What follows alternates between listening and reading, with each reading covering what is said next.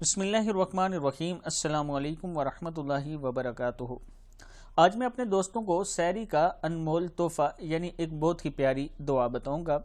اس سے پہلے میں اپنے تمام دوستوں سے گزارش کروں گا کہ اگر آپ نے ابھی تک میرے چینل عابد راجہ کو سبسکرائب نہیں کیا تو ضرور کر لیں تاکہ ڈیلی آپ تک اچھی ویڈیو پہنچ سکے۔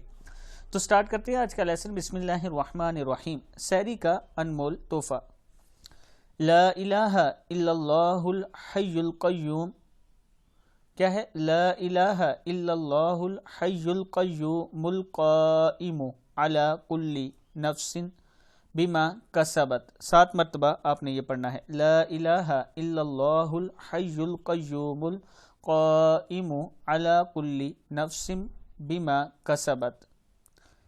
جو شخص اس دعا کو وقت سحر 7 مرتبہ پڑھے گا اس کو ہر ستارے کے بدلے میں 1000 نیکیاں ملیں گے اور اس کے 1000 گناہ معاف کر دیے جائیں گے اور اتنے ہی درجے بلند کیے جائیں گے۔ اس دعا کو یاد کر لیں اور ہر روز پڑھا کریں۔